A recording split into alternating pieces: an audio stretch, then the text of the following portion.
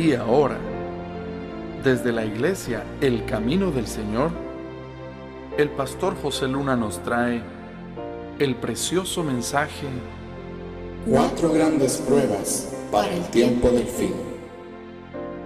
Esperamos de todo corazón que esta palabra bendiga su vida.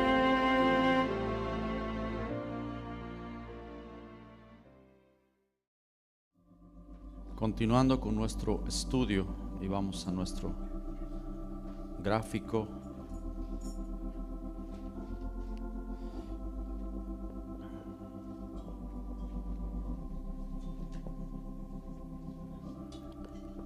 Esperamos como el siguiente evento, ¿qué? Israel rodeado de ejércitos y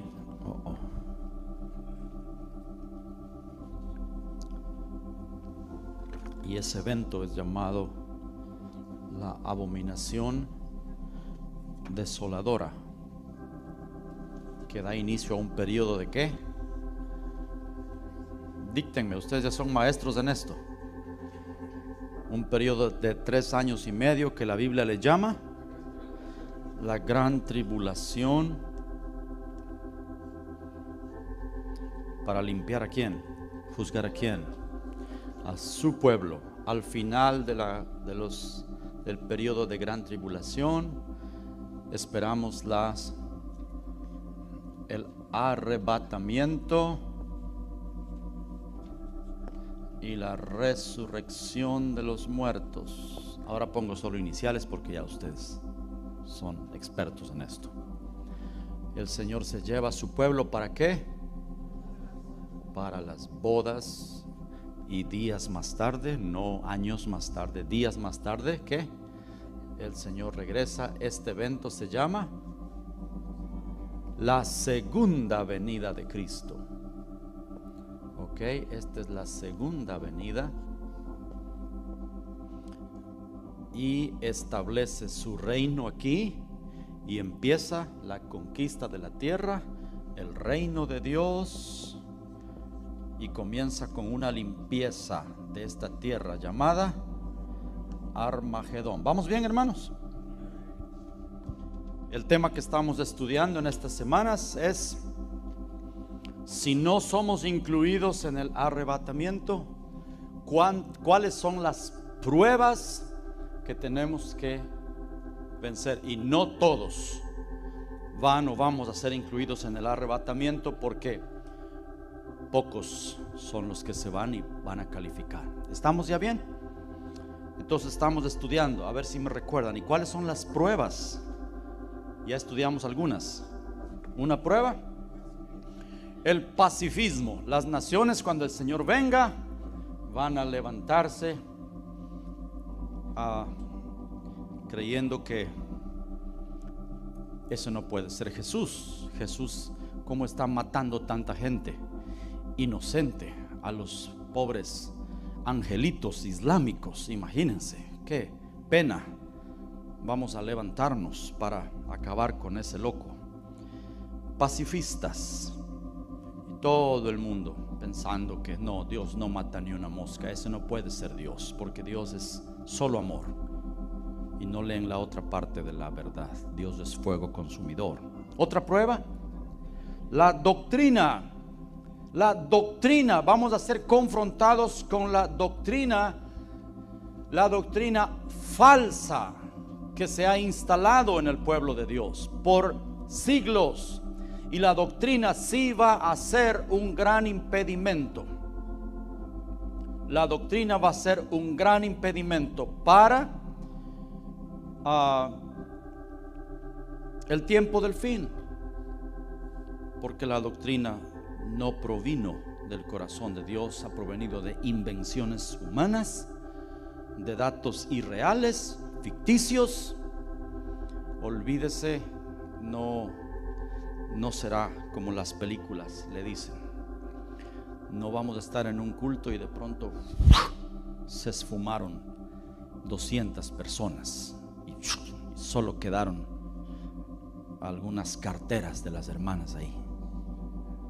Así no va a suceder, así no será el tiempo fin. La Biblia no menciona eso. Invenciones humanas. Y la doctrina, por la doctrina perdieron la bendición del pueblo en la primera venida. ¿Saben eso? Ya estudiamos, ¿verdad? La doctrina en la primera venida les impidió ver la gloria de Dios. Las ideas preconcebidas les impidió entender la verdad. Y en el tiempo del fin no será la excepción. No será la excepción. Para empezar, la mayoría de la iglesia cree que el arrebatamiento es antes del periodo de gran tribulación, ¿sí o no? Solo ahí ya empezamos con problemas enormes.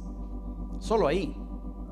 Antes de que empiecen los juicios y los pleitos sobre esta tierra, tranquilos, vamos a volar y nos vamos a estar casando con el Señor, mientras la bestia, el anticristo y el falso profeta y los juicios y las plagas caen aquí. Nosotros estamos casados con el Señor.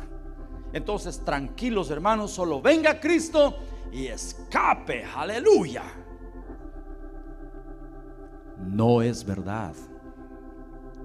La Biblia jamás enseña eso. Y si alguien tiene dudas, siempre decimos algo. No, es como un reto, pero no un reto irracional, no un reto irrespetuoso, ni es una ironía. Encuentren un solo verso, uno solo en toda la Biblia, en donde la Biblia diga, sin interpretaciones privadas, que el pueblo de Dios será llevado antes de la gran tribulación. Encuentre uno solo y me lo muestra, por favor. No existe, no pierdan el tiempo. No existe tal cosa. El pueblo de Dios va a estar aquí porque necesita ser depurado, limpiado, emblanquecido. Apocalipsis dice, hablando de las bodas: gocémonos y alegrémonos porque han llegado las bodas y su esposa se ha preparado y el Señor ha juzgado a la ramera. Después de que el Señor juzga a la ramera, ¿quién es la ramera? Israel físico e Israel espiritual. La iglesia rockera de hoy necesita ser limpiada. La iglesia reggaetonera de hoy necesita una purificación. No está lista para irse al cielo, ¿verdad que no? O ya. Cristianos llenos de Facebook y nada de Biblia, y están listos para ir al cielo. No, el Señor tiene que traer un tiempo de limpieza. ¿Estamos de acuerdo con eso? Y si no lo vemos es porque hay orgullo en nuestro corazón y pensamos que ya estamos listos y no tenemos necesidad de nada. Señor, libéranos. Ayúdanos a entender que sí necesitamos el horno que va a purificar nuestras vidas. Después de la limpieza, el Señor sí va a tener una iglesia sin mancha y sin arruga. La mancha y la arruga se quita lavando y planchando, hermanos. Y eso es lo que va a hacer el Señor en este tiempo. Juicio para su pueblo, para limpiarlo, y juicio para el mundo después de su venida. Ya estamos entendiendo mejor, ¿verdad? Ahora tenemos una base. Vamos a la prueba número 3. La prueba número 3. Si no somos incluidos en el arrebatamiento, ¿cuáles son las pruebas que tenemos que ganar? Número 3. Habrá mucho antisemitismo en el mundo, como nunca antes, en el mundo y en la iglesia. Porque en el tiempo del fin, en este periodo más que nunca, y ya lo estamos empezando a ver, pero en este periodo más que nunca va a manifestarse otra vez el mismo ángel caído que gobernó Alemania, la Alemania nazi. Hemos dicho en otras ocasiones, hermanos, Hitler no gobernó Alemania en la época de la Segunda Guerra Mundial. Un ángel caído gobernaba detrás de Hitler. Él mismo lo confesaba, que escuchaba a su consejero por las noches. Un ángel caído. Y el ángel caído lo que quería es que exterminar a Israel, a los judíos, borrarlos del mapa, porque son una raza inferior, porque eran llamados cerdos. Empezó el boicot en contra de los judíos, porque durante todos estos 2000 años Israel, y se los he dicho en otras ocasiones, Israel ha sido como el Jonás. ¿Recuerdan? Cualquier cosa que pase, si el mundo se encuentra en turbulencia en alta mar, hay que buscar un culpable. El culpable es los judíos. Y si tan solo echamos a Jonás fuera del barco, van a ver cómo el mar se aquieta y todos vamos a estar contentos. Y sí, el mundo va a lograrlo por un tiempo, pero hay de aquellas naciones que se levanten contra el pueblo de Dios, el pueblo literal y espiritual de Dios. Habrá mucho antisemitismo. Quisiera que vayamos a Lucas, el capítulo 15, hermanos. En el tiempo del fin, como nunca antes, antisemitismo, ¿me entienden esa palabra? Un odio a los judíos, el odio al pueblo judío. Tal vez no es la mejor frase, porque antisemitismo viene de odiar la descendencia de Sem, de donde vienen los judíos, pero muchos otros pueblos vinieron de Sem. Después se acuñó esa frase antisemita y quedó establecido como solamente el odio para el pueblo judío, pero una mejor expresión sería la judeofobia. ¿Han oído hablar de eso? Judeofobia. Fobia es todo lo que uno odia, lo que uno quiere estar lejos de eso. Entonces un buen término, pero para motivos de entendernos y porque ustedes escuchan todos los días eso en noticias, antisemitismo, un odio extremo hacia los judíos. Lucas 15, hermanos, en el fin de los tiempos, como nunca antes, tendremos la historia del hijo pródigo delante de nosotros. Quiero que leamos desde el versículo 11. Un hombre tenía 2 hijos, y el menor de ellos dijo a su padre: Padre, dame la parte de los bienes que me corresponde. Y les repartió los bienes. No muchos días después, juntándolo todo, el hijo menor se fue lejos a una provincia apartada, y allí desperdició sus bienes viviendo perdidamente.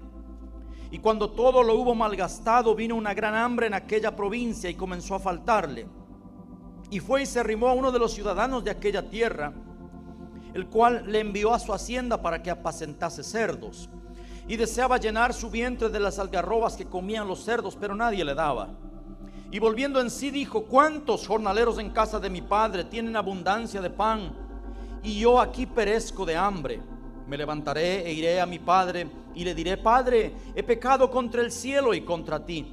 Ya no soy digno de ser llamado tu hijo. Hazme como a uno de tus jornaleros. Y levantándose vino a su padre. Y cuando aún estaba lejos, lo vio su padre y fue movido a misericordia, y corrió y se echó sobre su cuello y le besó. Y el hijo le dijo: Padre, he pecado contra el cielo y contra ti, y ya no soy digno de ser llamado tu hijo. Pero el padre le dijo a su siervo: sacad el mejor vestido y vestidle, y ponedle un anillo en su mano y calzado en sus pies, y traed el becerro gordo y matadlo, y comamos y hagamos fiesta, porque este mi hijo muerto era y ha revivido, se había perdido y es hallado. Y comenzaron a regocijarse. Y su hijo mayor estaba en el campo, y cuando vino, llegó cerca de la casa, oyó la música y las danzas, y llamando a uno de los criados le preguntó qué era aquello. Él le dijo: tu hermano ha venido, y tu padre ha hecho matar el becerro gordo por haberle recibido bueno y sano. Entonces se enojó y no quería entrar. Salió por tanto su padre y le rogaba que entrase, mas él respondiendo dijo al padre: he aquí tantos años te sirvo, no habiéndote desobedecido jamás, y nunca me has dado ni un cabrito para gozarme con mis amigos. Pero cuando vino tu hijo, que ha consumido sus bienes con rameras, has hecho matar para él el becerro gordo. Él entonces le dijo: hijo, tú siempre estás conmigo y todas mis cosas son tuyas, mas era necesario hacer fiesta y regocijarnos, porque tu hermano era muerto y ha revivido, se había perdido y es hallado. ¿Quién es el hijo menor? El hijo menor es una figura clara de la nación de Israel en la Biblia. Es Israel en la Biblia. es menor. El Señor tiene dos hijos, ¿no? ¿Ya entienden el contexto? Israel físico y su pueblo, Israel espiritual, representa el hijo mayor. Israel, el menor, sí le dijo: dame los bienes que me corresponde. Numéricamente Israel es el menor también. Y además un buen punto a recordar es de que el menor en la Biblia muchas veces tenía la unción y la bendición de su padre. Abel, ¿recuerdan? No Caín, el primero, Abel, el segundo, o el menor. Jacob, David, Efraín, Judá, son algunos ejemplos de que los mayores no tuvieron la unción, la bendición. Los menores tuvieron bendición. Dame lo que me corresponde, te lo reclamo. Y sí, como hijo, tiene derecho a la herencia. Israel es mi hijo, dice la Biblia. Dame lo mío. Qué ciegas son las personas que no conocen el corazón de Dios. Y como no conocen el corazón de Dios, la iglesia inventó la falsa doctrina de reclamar las promesas. ¿Han oído? Hermano, reclama las promesas en el nombre de Jesús. Párate y dile: Señor, dame porque me pertenece, la reclamo en tu nombre.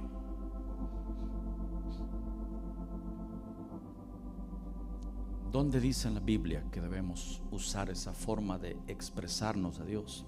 Algunos me citarán salmos. Una cosa he demandado a Jehová. Dos cositas. ¿Qué demandó? Estar en tu casa todos los días. Y si ustedes buscan la palabra demandar ahí, no es demandar, te reclamo, es una cosa he suplicado a mi Señor, una cosa he rogado, por una sola cosa anhelo, que esté yo en la casa de Jehová todos los días de mi vida. No existe base bíblica para la falsa doctrina de reclamar a Dios. No reclamen a Dios. El que reclama a Dios es porque no tiene idea del corazón tierno del Padre, que siempre quiere lo mejor para nosotros. Dios siempre quiere lo mejor para nosotros, y Él sabe que a veces lo mejor no es, ¿cómo es el ejemplo? Una motocicleta para el hijo de 12 años, ¿verdad? A veces lo mejor no es una motocicleta a los 12 años, pero el hijo de la reclamo en el nombre de Jesús y quiero. Está bien, ten, hijo. Ahora tiene su motocicleta y el pasaporte a un accidente o a la muerte. Oh Señor, escoge para nosotros. Escoge para mí, Señor, y lo que tú escojas estaré contento, porque sé que siempre será lo mejor. Esa es la doctrina bíblica. No use las fórmulas inventadas por los hombres. Pero el hijo menor fue y vivió perdidamente con rameras. Tomó la parte que le corresponde y se fue a un lugar lejos y vivió perdidamente. Eso es lo que acabamos de leer. Es lo que ha sucedido con Israel. Israel sí ha tenido la bendición de Dios. A propósito, solo como un paréntesis, que ojalá entiendan esto o me haga entender. Una frase para recordar: la bendición del Padre fue la que financió el viaje de su hijo lejos de la presencia de él. ¿Entienden eso? La bendición del Padre fue la que financió el viaje de aquel hijo lejos de la gloria de su Padre, lejos de la presencia de su Padre. ¿Y cómo funciona esto? Diariamente, diariamente. ¿Cuántas personas? Tal vez alguien de nosotros, pero ¿cuántos hijos de Dios se pierden porque no saben administrar las bendiciones de Dios? Y tal vez Dios está diciendo, tal vez es preferible la manera como estabas antes.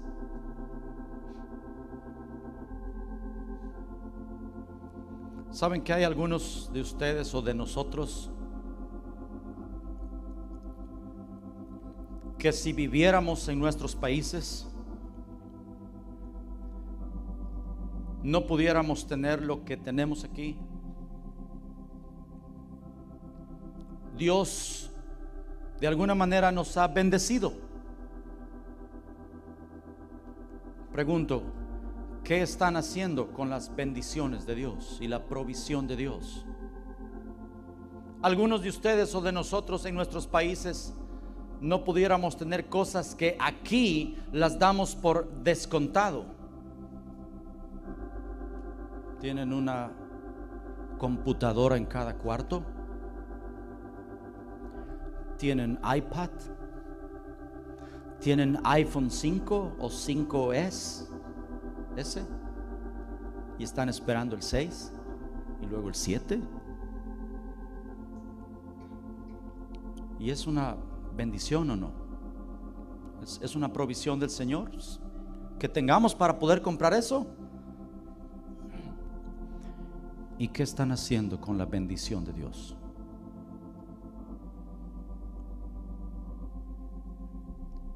¿Y por qué hay silencio? A veces pienso que el Señor estaría más contento con algunos de ustedes, y perdón que lo diga de esta manera, si estuvieran en su pueblo, allá en sus países, en donde el corazón era más puro. Tal vez no había tanta bendición. ¿Saben cuántos millones de cristianos están yendo a la perdición por no saber administrar la bendición de Dios? Y ese es otro de los muros que el Señor, por su misericordia, por su gran misericordia, y le doy toda la gloria a Él, y parado aquí le puedo decir: Señor, gracias. Gracias por haberme guardado del río de iniquidad que está hoy consumiendo a medio mundo a través de la tecnología. Y ha habido varias claves que el Señor nos ha hablado para ser guardado de eso. Pero una de esas claves, ¿saben cuál es? Al tener un aparato en mis manos, recuerdo: Señor, yo no tendría esto en mi país. Así es que si lo tengo aquí, quiero usarlo sabiamente. Ayúdame, Señor. ¿Me entienden? Una frase para recordar. Muchas veces la gente no se da cuenta que la bendición del Padre es la que financia el boleto de sus hijos lejos de la presencia de Él. Ayúdanos, Señor. Perdónanos, Señor. Que yo sea un buen administrador de tus bienes y no que use tus bienes, tu bendición y tu provisión para vivir perdidamente. ¿Pueden decir amén a eso? Ayúdame, Señor. Señor, haz una obra en este momento en el corazón de tu pueblo. Señor, que seamos sabios administradores de las bendiciones que como hijos hemos recibido de ti, Señor. Y que la bendición y provisión no sea, Señor, la que financie el boleto lejos de tu gloria. Ayúdanos, por favor, Señor. Amén. Dame lo que me corresponde. Dame lo que me corresponde. Y sí, Israel ha sido bendecido. Israel sí, la Biblia dice que por ser parte del pueblo de Dios, ellos han sido bendecidos. Es innegable. Un padre, aunque un hijo sea mal portado, el padre le va a dar lo que le corresponde. Quiero leerles algunas cosas en las cuales Israel ha tenido bendición mucho más que el resto de las naciones, por ser el pueblo escogido y porque el Padre le dio su herencia. Hablando de tecnología, quiero leerles algo.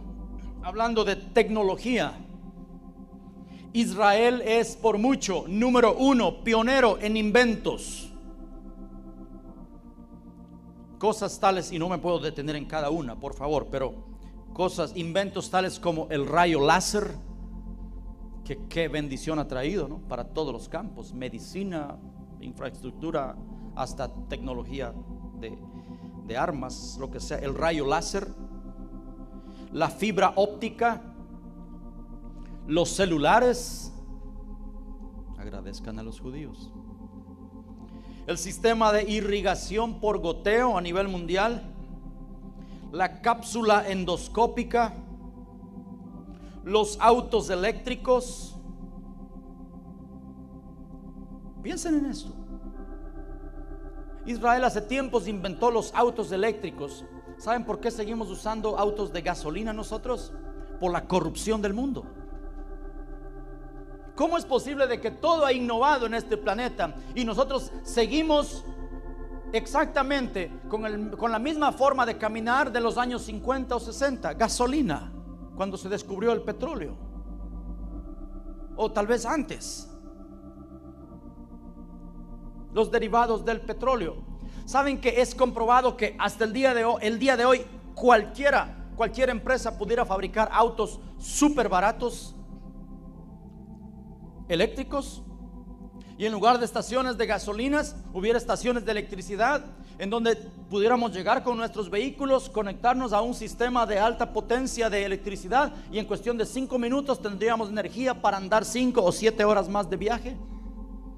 ¿Saben por qué el mundo no da paso a eso? Por la corrupción. ¿Por qué? Por el petróleo. Porque se acabaría el gran negocio del petróleo a nivel mundial. Porque los musulmanes se quedarían sin sus riquezas. Porque los dueños de Texaco o Chevron, o no sé si así se dice, pero se les acabaría todo el negocio. No van a permitir nunca auto eléctrico. Oh, no. ¿Saben ustedes que hay alternativas? A ver si les convenzo con esto. En los países de ustedes, porque en el mío sí existe, pero sé que en los países de ustedes, cualquier persona, cualquier mecánico del barrio, del pueblo, saben que ellos pueden hacer un sistema y conectan y ponen atrás en el baúl de los carros un cilindro de gas que se usa para cocinar. ¿Cuántos son testigos de que estoy hablando? Y los carros caminan, sí. Un mecánico del pueblo puede hacer esa adaptación. Y en Ecuador un cilindro de gas, ¿cómo está el cilindro de gas en Ecuador? $2.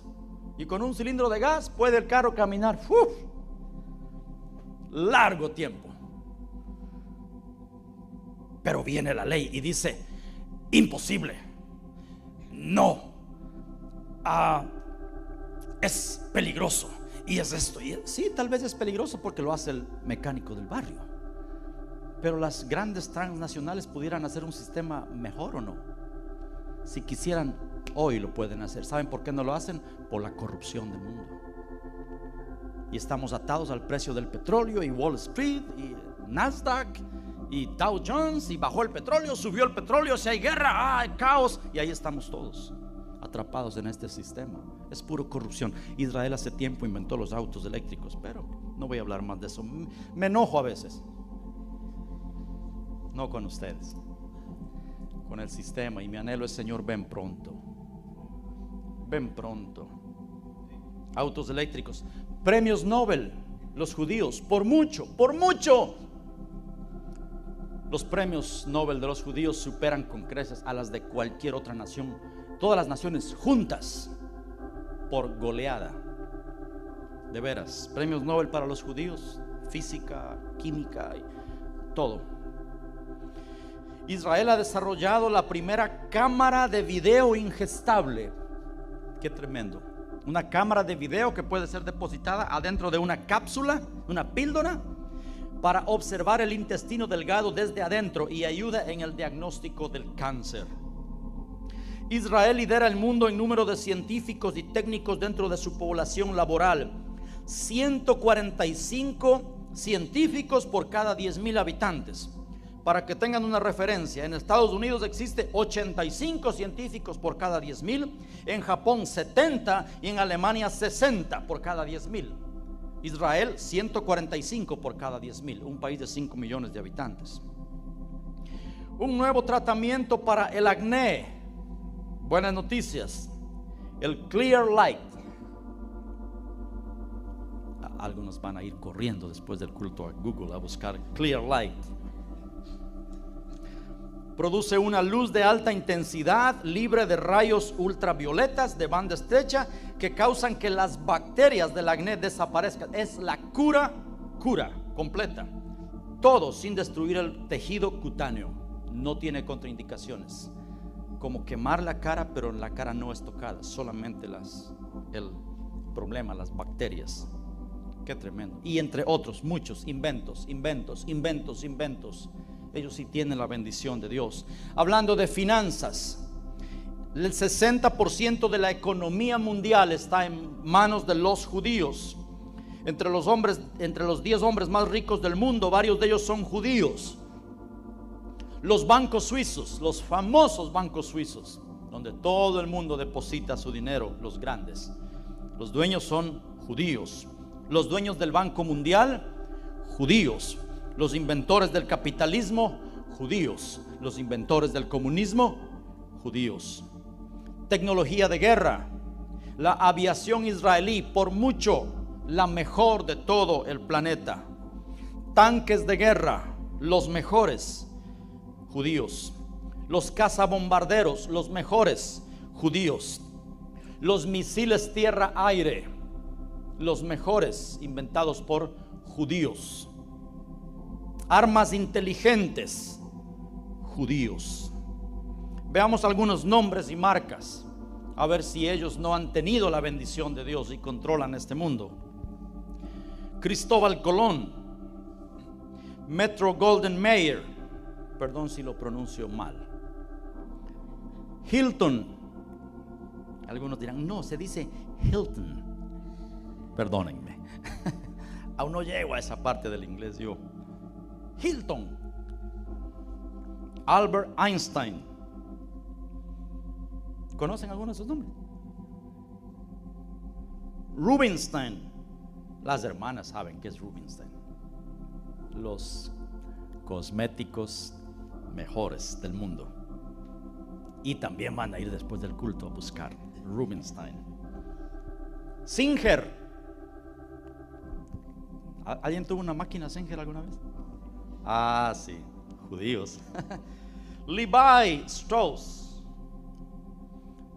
los dueños de los pantalones que nosotros decimos los Levi's, ¿verdad? Bien pronunciado en español.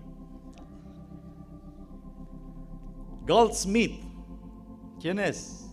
Nadie, solo el dueño de las llantas Goodyear a nivel mundial. Woody Allen, Julio Iglesias.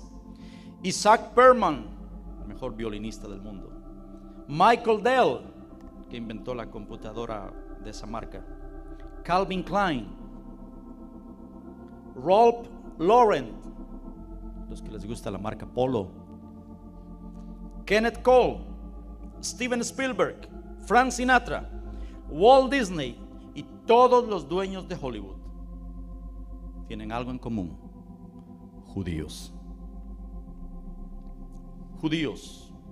Pero ¿qué hicieron? ¿Qué hicieron con la bendición de Dios? La malgastaron. Dios sí les dio la bendición y la parte de ellos, pero la malgastaron. Llegó al extremo de vivir como las naciones de este mundo. El hijo pródigo fue y se mezcló y vivió perdidamente en medio de los pueblos. Llegó a gastar con rameras. La Biblia dice: el que se une a una ramera es un solo cuerpo con ella. Por eso el Señor le llama en el Apocalipsis a Israel la gran ramera. No es la iglesia católica, olvídense de esa doctrina. La Biblia menciona quién es la gran ramera: Israel, espiritual y físico. La gran ramera vivió con rameras y llegó a ser una ramera. Lo acabamos de leer en Lucas 15. El Señor dijo: no vivan como el mundo. Han llenado el mundo con la perversidad de Hollywood. Han saturado el mundo. Todo lo que inventa Walt Disney, casi satánico. Oh, satánico.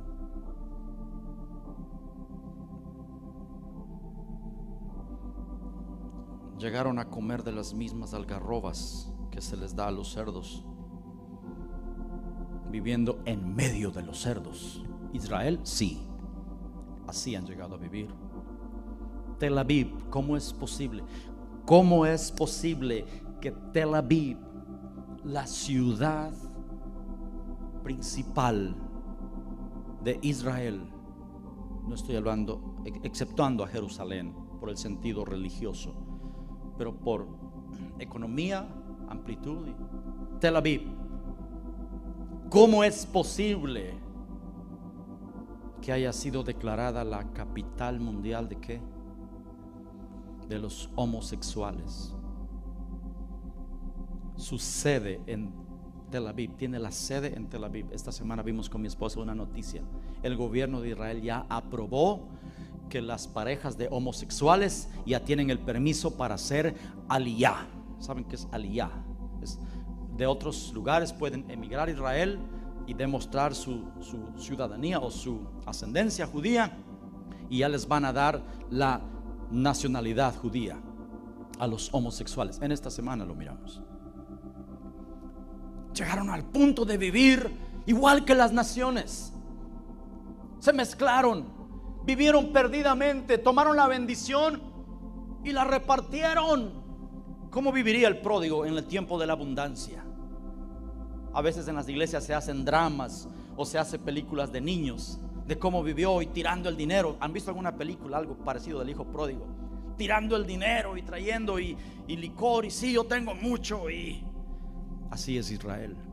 Así ha sido Israel en estos 2000 años, y principalmente ahora en el tiempo del fin. Pero gloria a Dios por esa palabra. Pero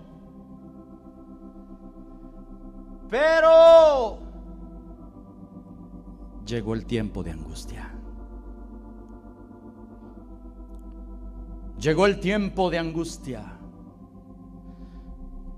Llegó el tiempo en el que se acabó el poder del pueblo santo. ¿Recuerdan Daniel? Llegó el tiempo de angustia. Llegó el tiempo de gran tribulación. Llegó el tiempo en el que Dios decide tratar otra vez con su pueblo para volverlo a casa.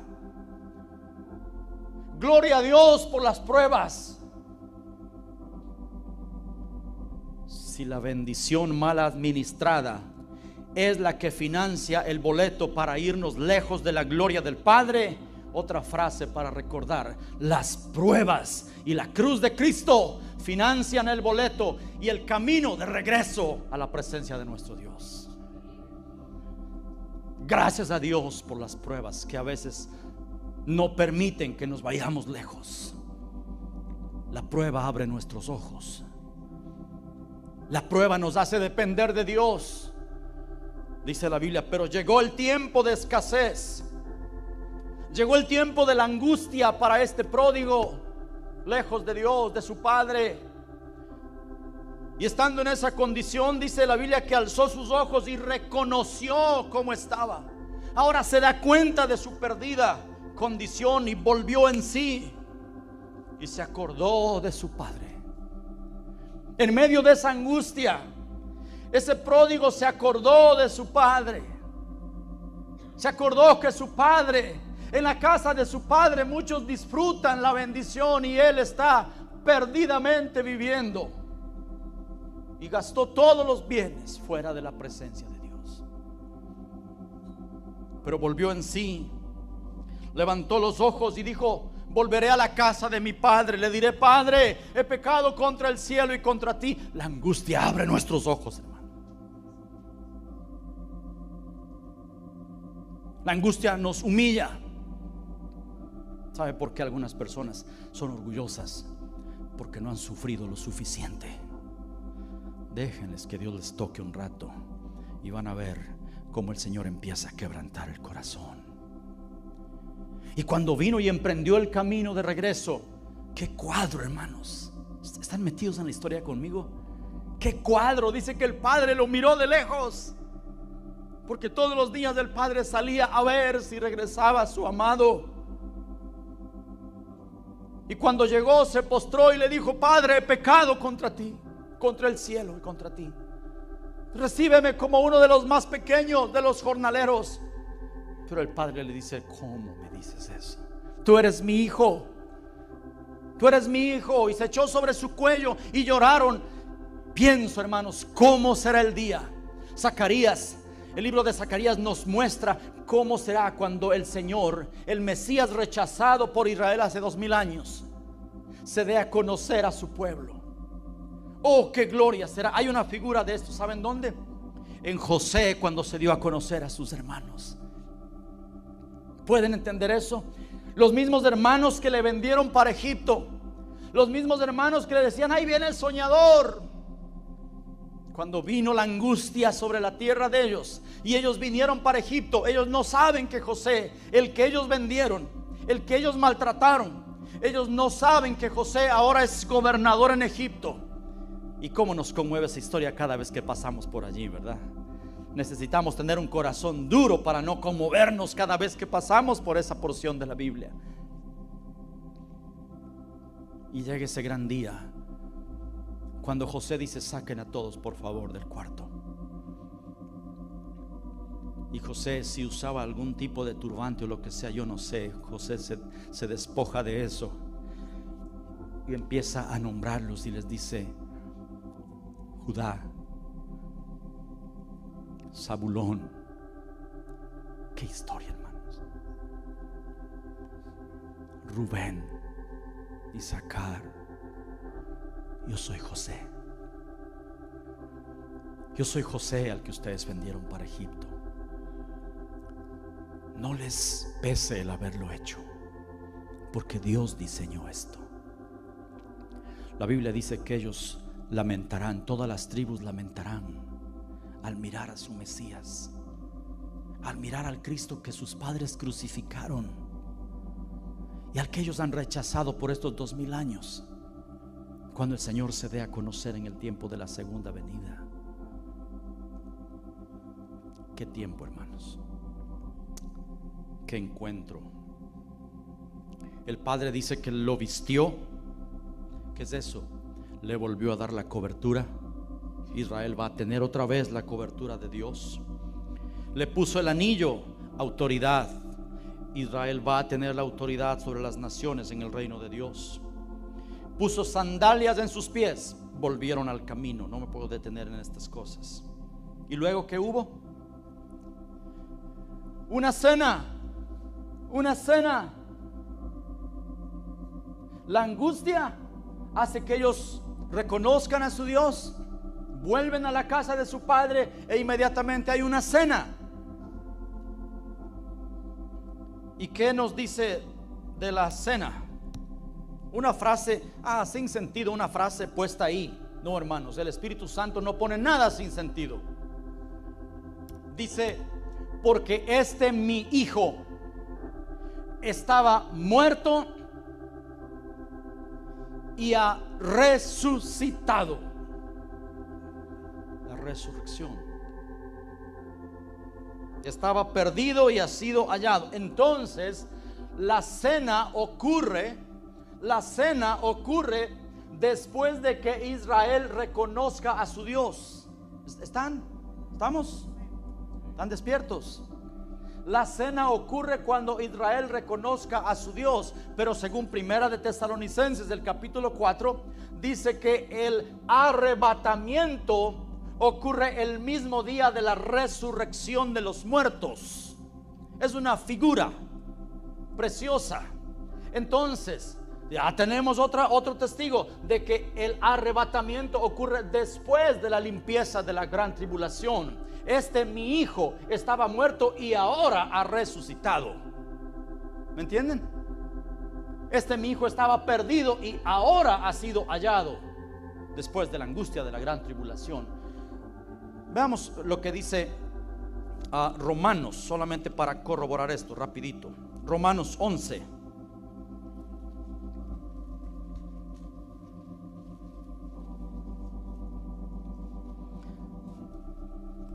Romanos 11, versículo 15. Hablando de Israel, desde el versículo 11, todo el capítulo 11 está hablando, el contexto es Israel. Y dice 15, porque si su exclusión, la exclusión de los judíos, es la reconciliación del mundo, ¿qué será su admisión sino vida de entre los muertos?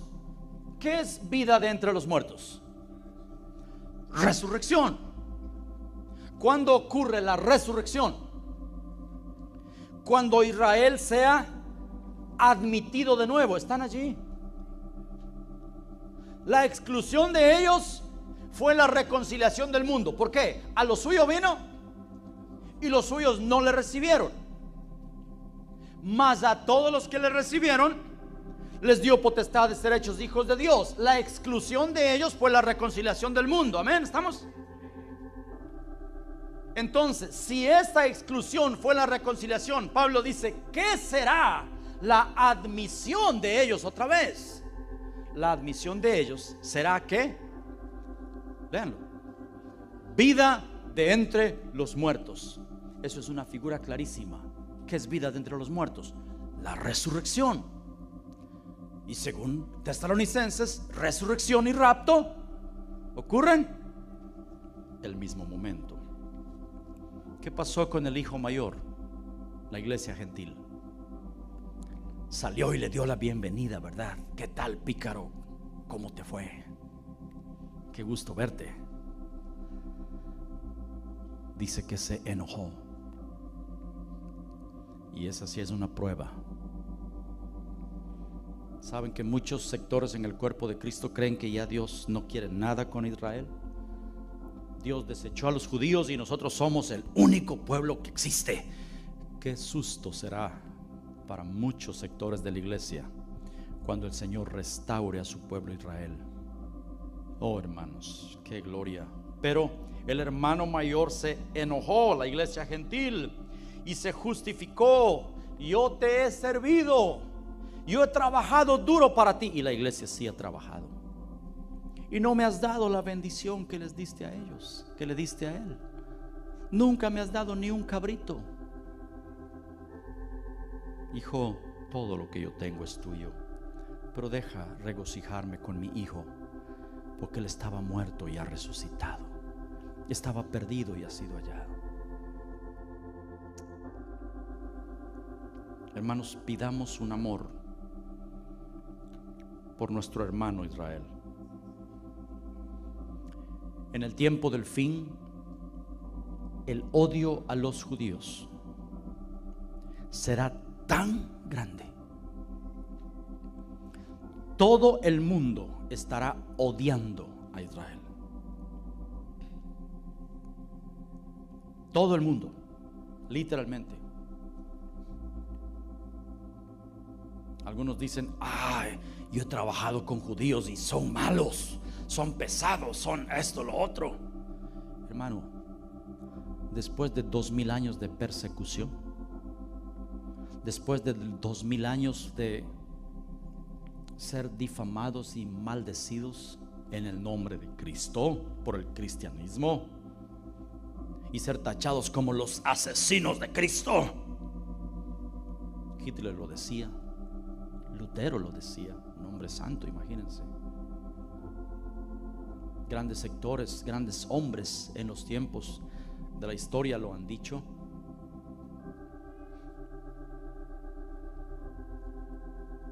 Han odiado a los judíos, les han tachado de ser los asesinos de Cristo.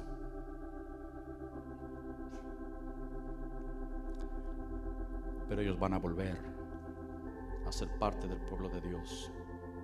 El mundo los odiará y la iglesia apóstata los va a odiar. Repito, los tacharán de asesinos de Cristo. ¿Cuál será la prueba para ese tiempo? El antisemitismo. No se ponga del lado equivocado en el tiempo del fin. No se ponga del lado equivocado en el tiempo del fin. Dios todavía ama al pueblo de Israel. Amén. Porque si Él no perdona a las ramas naturales, Romanos dice que gentil, entonces a ti tampoco te perdonará. Que somos solamente ramas injertadas. Amén. Quiero pedirles un favor. Vamos a tener un receso de 10 minutos, porque quiero que al regresar veamos la última y gran prueba que la iglesia va a enfrentar, quienes no vayan o no vayamos en el arrebatamiento. Solo para asegurarnos, y va a ser una clase corta, pero sí estoy suplicándoles que tomen un descanso de 10 minutos y en 10 minutos regresamos. No sé si tenemos café o alguna cosa, y en 10 minutos vamos a regresar para que veamos la última y gran prueba que enfrentaremos en el tiempo de la venida del Señor. Amén. Amén, hermanos. Nos vemos en 10 minutos. Tomen descanso, por favor. Amén. Vamos a Daniel, por favor, el capítulo 12. La última gran prueba que enfrentará la iglesia o el pueblo de Dios que no vaya en el arrebatamiento. Daniel, el capítulo 12, versículo 4. Pero tú, Daniel, cierra las palabras y sella el libro hasta el tiempo del fin. Muchos correrán de aquí para allá y la ciencia se aumentará. Muchos correrán de aquí para allá. Muchos, esto, hermanos, es increíble. El cumplimiento de este pasaje en el tiempo actual, como nunca antes,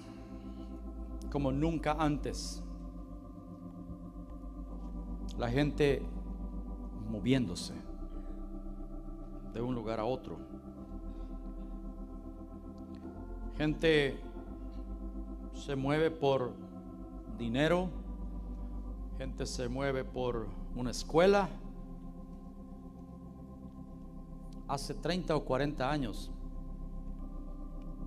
solo piensen en esto, hace 30 o 40 años ustedes platicaban, los que vivimos más de 30 o 40 años,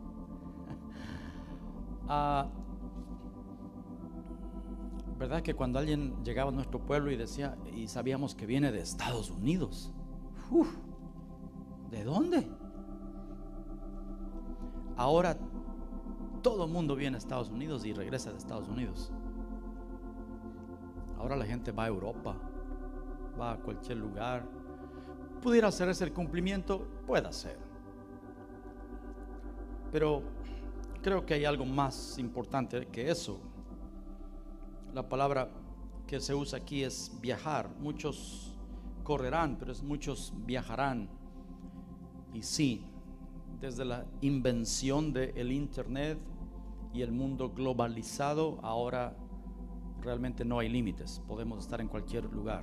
y en el mismo momento, ¿verdad? La gente moviéndose, viajando, y la gente navegando. Sí, muchos están corriendo de aquí para allá, pero muy pocos se están moviendo por su vida eterna. La gente se mueve por cualquier otra cosa, pero moverse, viajar, hacer un movimiento físico por algo eterno, muy pocos están dispuestos a hacer eso. Hermanos, en este tiempo el Señor nos va a poner en situaciones en las que tiene que comprobar si lo amamos o no. El Señor pide algo a los que no seamos incluidos o no sean incluidos en el arrebatamiento. Hay una decisión que tomar en el tiempo del fin. El Señor va a asegurarse quiénes quieren estar con Él y quiénes no. Dije en una clase anterior, ¿por qué Dios tendría que llevarse a vivir con Él eternamente a alguien que ni siquiera quiere pasar con Él 20 minutos hoy? ¿Sería justo? ¿Sería lógico? No, eso no es lógico. No es lógico. Alguien no quiere estar, no puede gastar ni 15 minutos para estar con Él hoy, por días, semanas, y luego pretender de que el Señor nos va a llevar para vivir con Él toda la eternidad. En primer lugar, usted estaría muy aburrido ahí, o yo, si no quiero estar con Él. No, Él va a asegurarse quién lo ama y quién quiere estar con Él. Así como Él en este tiempo va a dar gracia para sacar de la cárcel espiritual a personas que realmente se sientan cautivos. Viene un éxodo final. ¿Saben que el éxodo histórico es una figura del éxodo que viene?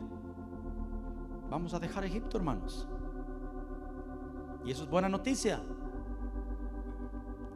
Pero ¿realmente nos sentimos cautivos? ¿Por qué Dios tendría que librar a alguien de sus cadenas, de sus pecados, si esa misma persona no está tan molesta con sus cadenas? ¿Por qué Dios tendría que librarlo?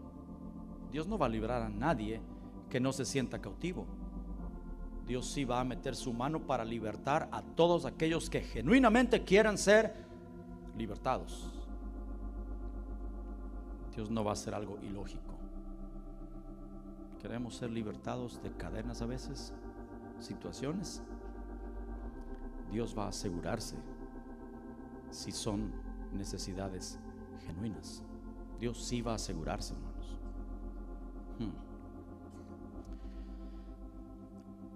Al final, el final del viaje, el final de algo siempre marca la exposición del corazón de muchas personas. ¿Recuerdan el final del viaje de Israel? 2 tribus y media, estando en la misma ribera del Jordán, le dijeron al Señor, no, a Moisés, déjanos a este lado, estamos contentos aquí. ¿Recuerdan? Rubén, Gad y media tribu de Manasés, y no cruzaron el Jordán porque les gustó. Oh, aquí hay buen pasto para nuestros ganados, queremos quedarnos acá. No, Dios no había prometido ese lugar. Dios había dicho que vamos a conquistar Canaán. Judas Iscariote es una figura de muchas personas que van a abandonar al Señor por el amor por este mundo en el tiempo justo antes del fin. Ananías y Zafira, Acán. Dios va a asegurarse. Es más, incluso Dios va a permitir que sea puesto delante de nosotros ciertos manjares de este mundo, solo para asegurarse si lo amamos a Él más que a cualquier cosa en esta vida. Dios tiene que asegurarse. Dios va a asegurarse si su esposa lo va a seguir por lo que Él es, no por lo que Él tiene. Seremos probados, hermanos. La cuarta prueba se llama el amor por este mundo. nosotros citamos versículos, nosotros entonamos cantos que dicen, por ejemplo, más de ti. Señor, oye mi oración por más de ti. Todo lo terrenal no saciará mi sed. Solo te quiero a ti. Escuchen, Dios va a asegurarse de que si eso es verdad. Nosotros cantamos, prefiero a Cristo que el oro mortal, prefiero a Cristo que lo que este mundo da. Es mi himno preferido. Los que me conocen saben que es mi himno preferido. Prefiero a Cristo antes que todo lo que este mundo da. Lindo himno. Dios va a asegurarse.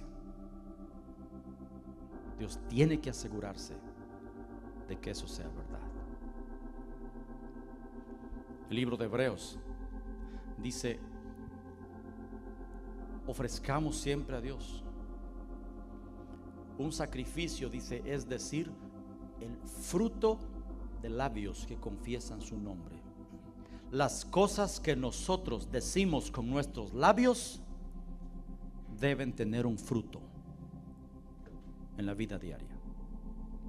Y Dios va a asegurarse de eso, hermanos. Señor, quiero estar contigo. Todos lo hemos dicho. Señor, anhelo tu presencia. Todos lo hemos dicho. Señor, no quiero lo terrenal. Señor, amo tus atrios. Todos lo hemos dicho.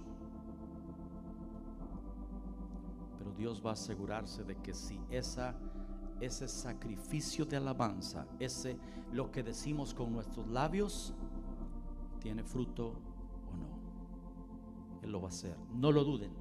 Él lo va a hacer. Y aunque sea en la última noche, el Señor sacará de su reino a todos los que amen cualquier cosa en lugar de Él, como fue sacado Judas Iscariote.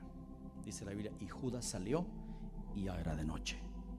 Ya era de noche. El sol de justicia se había metido. Ya no hay oportunidad, Judas. Tú amaste más el premio de la maldad. Tú amaste más las riquezas de este mundo. Hermanos, en la segunda venida de Cristo nos encontraremos en una gran encrucijada. ¿Por qué? A la luz de todo lo que hemos estudiado en estas semanas, piensen en esto. Tal vez los hermanos que no han tomado el estudio completo les cuesta un poco entender esta parte final, pero pueden conseguir los estudios ahí en la librería. Pero los que han estado desde el inicio o segunda clase, en el seguimiento de esto, piensen en esto. Si decimos que Él es, o sea, recuerdan que el Señor viene por segunda vez. Él se fue, no fuimos incluidos, no calificamos para ser incluidos. Eso no significa el final de todo, ya hemos estado viendo. ¿Hay todavía esperanza si no somos incluidos? Sí, sí, hay buenas noticias. Bienaventurado el que espere a que su Señor regrese de las bodas, dice la Biblia. Significa que no fue a las bodas. Hay esperanza todavía. ¿Qué hacer? Se requiere algo urgente. Si decimos que Él es, porque el Señor va, se casa con su iglesia, la perfecta, regresa en la segunda venida, y el mundo va a estar diciendo que es un loco. ¿Recuerdan? El mundo no dice es Cristo porque no viene rompiendo el cielo, como muchos piensan o como los cuadros lo dibujan. No viene con 1000 ángeles con trompetas alrededor y todos lo vamos a ver en el cielo en un caballito blanco. No viene así. No viene así. Algunos dicen, hermano, pero la Biblia dice que viene montado en un caballo blanco. Ok, si eso es literal, entonces también el mismo pasaje más abajo dice que tenía impreso en su muslo una, ¿cómo es? Algo que dice es el verbo de Dios. entonces Jesús viene con un tatuaje. No, eso es espiritual, hermano. Entonces, ¿quién nos da el derecho para decir esto es físico, esto es espiritual, esto es físico, esto es espiritual? ¿Se han dado cuenta cómo somos para estudiar la Biblia? Las 10 cabezas de la bestia. Oh, sí, eso es. Nadie piensa que viene un monstruo con 10 cabezas, una bestia enorme, un animal. No. ¿Verdad que no? Yo nunca he escuchado eso. Eso es espiritual. Pero el caballo sí es físico. Entonces les hago la pregunta. 19 de Apocalipsis dice que viene en caballo, y Apocalipsis 1:7 dice que viene en las nubes. Entonces, ¿cómo viene? ¿En una nube o en un caballo? Bueno, tal vez viene en el caballo y el caballo está sobre una nube, y ahí va bajando, y bueno, por ahí va la cosa. No. Tenemos que ser serios en ver y estudiar lo que la Biblia dice. La venida del Señor no será un evento mundial. Él regresa de la misma manera que se fue. Ese mismo Jesús así mismo volverá y llegará y pondrá sus pies en el mismo lugar de donde Él se fue, y ahora viene a tomar su reino. Ya hemos estudiado eso en las otras clases, no puedo detenerme en esto. Pero el mundo diciendo que es un loco que se ha levantado en Medio Oriente y que está matando a palestinos y a islámicos y quiere el petróleo del Medio Oriente. Y la iglesia, el 90% de la iglesia diciendo que es el anticristo, porque viene a hacer un pacto de paz con los judíos, porque es alguien que si no se le sigue está matando a las personas. Cristo no haría eso, porque mi Cristo es puro amor. La iglesia gritando que es el anticristo, y muy pocos reconociéndolo, solo los que lo conocen en el lugar secreto diciendo: ese es mi Señor, yo lo conozco. Porque muy tierno, sí, para los amantes de Él, y Él viene muy duro para sus enemigos. Habrá 2 campamentos en el tiempo del fin. Por eso no me preocupa hoy qué piensan los mormones y qué piensan los testigos de Jehová y los católicos y los adventistas. Y hay cristianos que se pasan la vida hablando con ellos y refutando que si el Atalaya, que si Smith, que si Guillermo Miller, que si ¿quién más? Todos ellos. Y Russell, Charles Russell.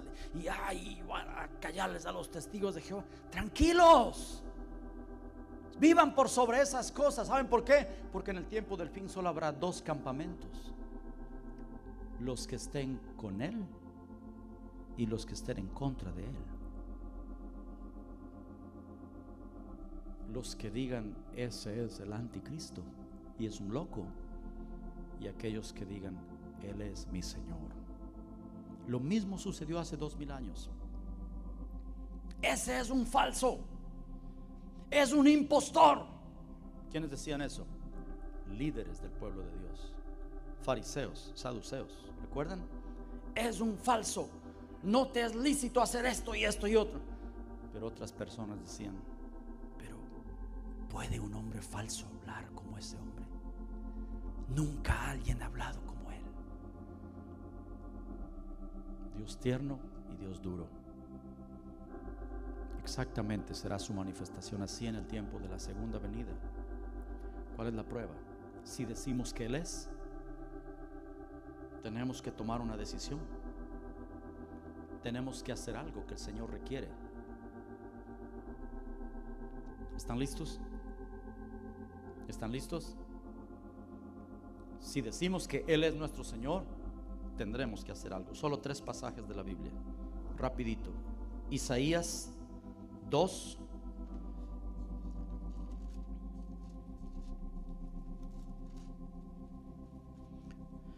versículo 1 al 4. Lo que vio Isaías, hijo de Amós, acerca de Judá y de Jerusalén, acontecerá en lo postrero de los tiempos, que será confirmado el monte de la casa de Jehová como cabeza de los montes. Eso es Israel. Y será exaltado sobre los collados, y correrán a él todas las naciones. Y vendrán muchos pueblos y dirán: venid y subamos al monte de Jehová, a la casa del Dios de Jacob, y nos enseñará sus caminos, y caminaremos por sus sendas. porque de Sión saldrá la ley y de Jerusalén la palabra de Jehová. Y juzgará entre las naciones y reprenderá a muchos pueblos. Y volverán sus espadas en rejas de arado y sus lanzas en hoces. No alzará espada nación contra nación, ni se adiestrarán más para la guerra. Eso sí, después de la limpieza que viene, va a suceder esto. Cuando el Señor venga, se levantarán muchos pueblos diciendo, o de muchos pueblos diciendo: venid, subamos al monte de la casa de Jehová. Subamos. Salmos 53. Salmo 53, versículo 6.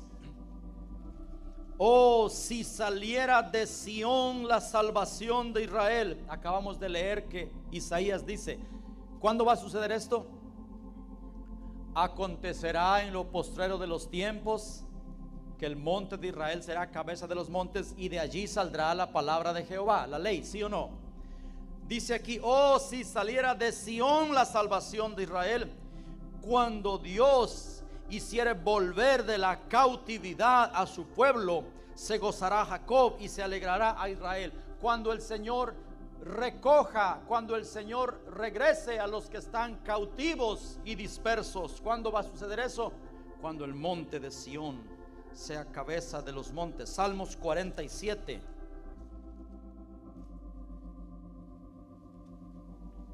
Pueblos todos, batid las manos, aclamad a Dios con voz de júbilo, porque Jehová el Altísimo es temible, Rey grande sobre toda la tierra. Esto es un salmo cuando el Señor esté ya aquí. Él someterá a los pueblos debajo de nosotros y a las naciones debajo de nuestros pies. Él nos elegirá nuestras heredades, la hermosura de Jacob al cual amó. Subió Dios con júbilo, Jehová con sonido de trompeta. Cantad a Dios, cantad. Esto es la segunda venida, hermanos. Cantad a nuestro Rey, cantad, porque Dios es el Rey de toda la tierra. Cantad con inteligencia. Reinó Dios sobre las naciones, se sentó sobre su santo trono. Los príncipes de los pueblos se reunieron como pueblo del Dios de Abraham. ¿En dónde? ¿En Chile? ¿En Ecuador? ¿En Guatemala? ¿En Nueva York? Porque de Dios son los escudos de la tierra. Él es muy, muy exaltado. Hermanos, con sonido de trompeta, dice aquí, el Señor reinará en Sión y recogerá a su pueblo.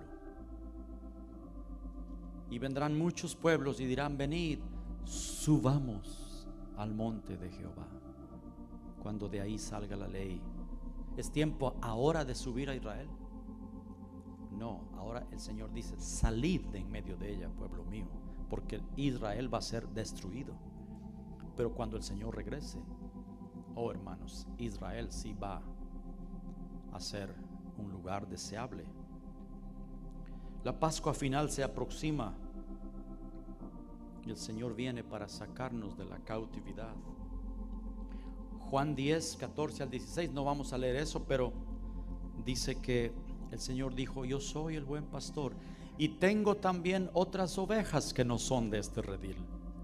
Y yo las voy a llamar, y ellas subirán y oirán mi voz, y habrá un rebaño y un pastor. No en Nueva York, no en Nueva Jersey. Yo voy a recoger.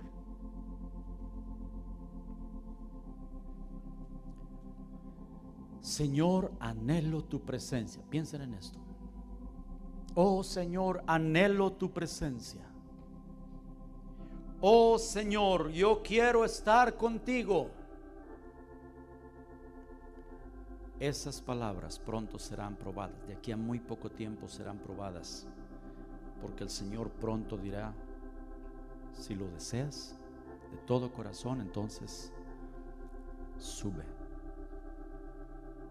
Sube. Sube, aquí te espero.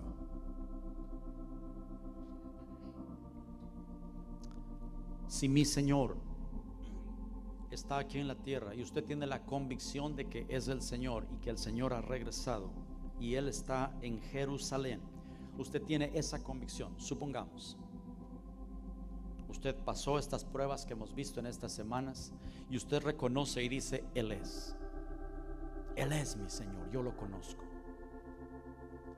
Pregunto, y Él está en Jerusalén, ¿dónde quiere estar usted?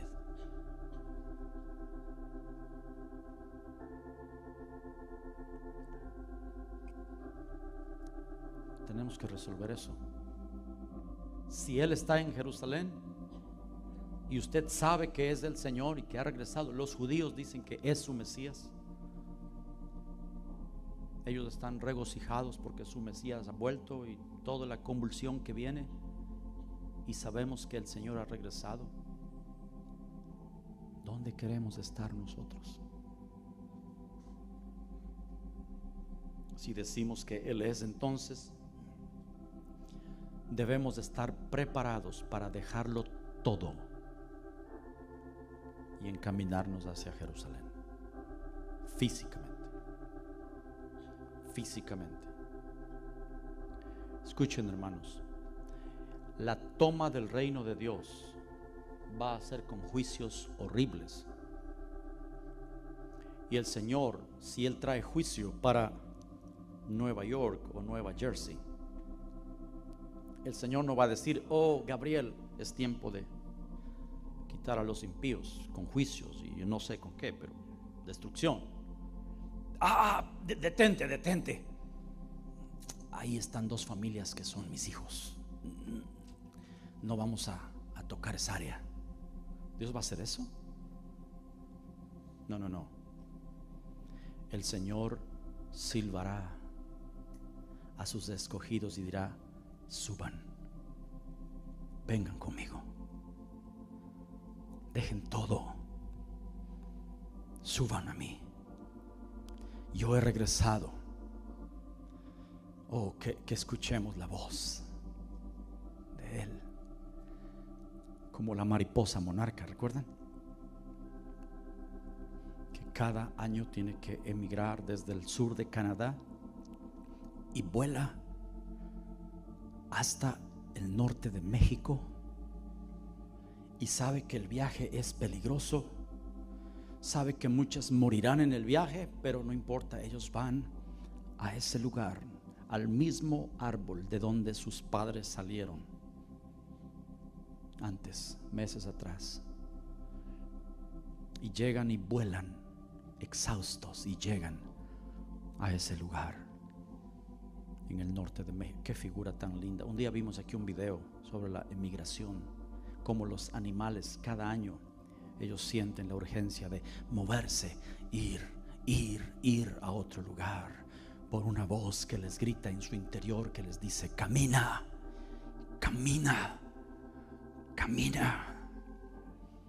Ellos saben que si se quedan es la muerte. Los animalitos saben que al cruzar los ríos hay depredadores, ¿verdad? ¿Recuerdan?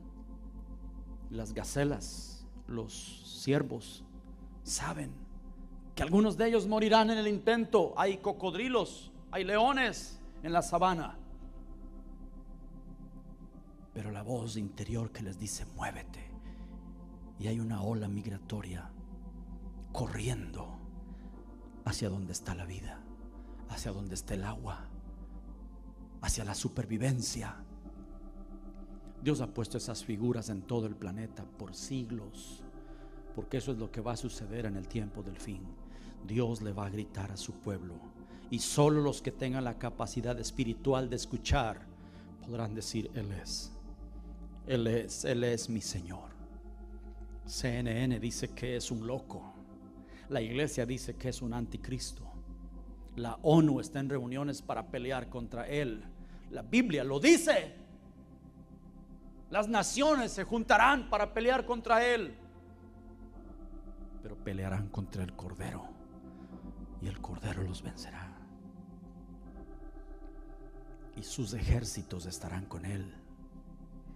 el Señor peleando contra las naciones. Yo no quiero estar en medio de las naciones, hermano. Quiero ser parte de su ejército, y usted también. Debemos estar preparados para dejarlo todo, y esa sí será una gran prueba. Si no vamos en el arrebatamiento, hermanos, la única opción, y que no quede duda de lo que estamos diciendo, si no somos incluidos en el arrebatamiento, la única opción que tenemos de supervivencia es subir a Jerusalén, a la ciudad del gran rey, a encontrarnos con nuestro amado. ¿Cómo es posible que yo diga Él es, y que anhele todavía vivir en Estados Unidos? Si digo Él es, oh Señor, si yo por milagro te reconozco en el tiempo de tu venida, deposita en mí esa urgencia por correr en pos de ti, Señor, dejando todo. Sabe que muchos no lo harán. Familias se van a oponer. ¿Pero qué vas a hacer? ¡Qué locura! Y sí, será peligroso. Y otras personas no lo harán por el amor por este mundo, porque y mis propiedades, y mis bienes, y mis casas, y mis carros, y mi trabajo. Y si no es,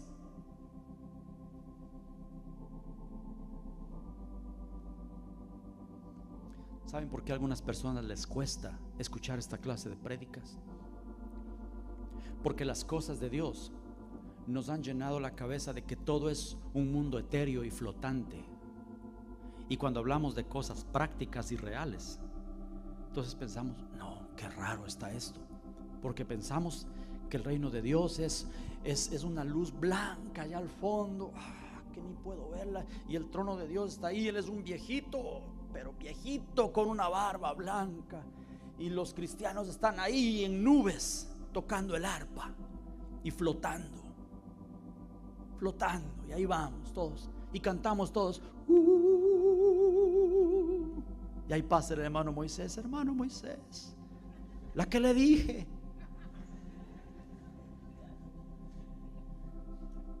Eso es, eso. Algunas personas, eso sí, así es. Y escuchar esta clase de mensajes físicos, palpables, reales. No estoy hablando de hacer maletas espirituales, hermanos. Estoy hablando de movernos. Y muchas personas dicen, qué raro esa doctrina, qué raro ese mensaje.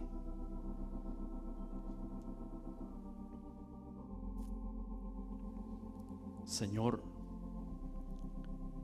líbranos del amor por este mundo. En tu venida, deposita en mí esa urgencia. Y sí, les invito a que terminemos este estudio cantando el himno Prefiero a Cristo. Pero podemos entender, nuestras palabras serán probadas. Prefiero a Cristo, y pueden pasar los jóvenes. Prefiero a Cristo que lo que este mundo da.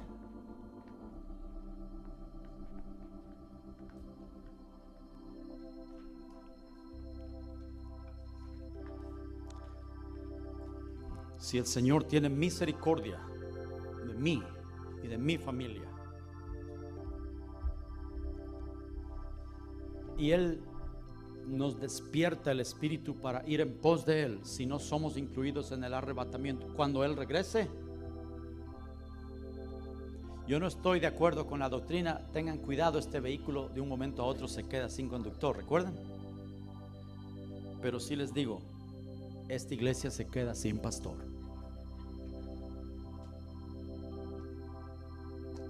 Porque yo me quiero ir donde está Él. Mi Señor aquí, y yo todavía aferrado a mis cosas terrenales. Porque cuando Él venga, las cosas van a seguir igual. igual por un tiempo.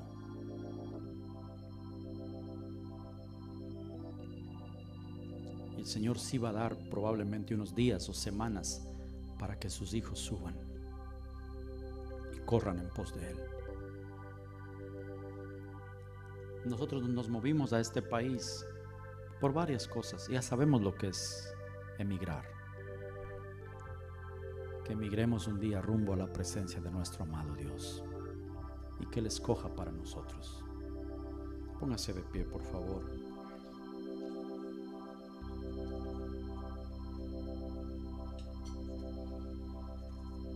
Algunas personas piensan y dicen: oh, entonces el Señor viene pronto, entonces no hay que estudiar, no hay que comprar nada, no hay que... No estoy diciendo eso. La Biblia no enseña eso.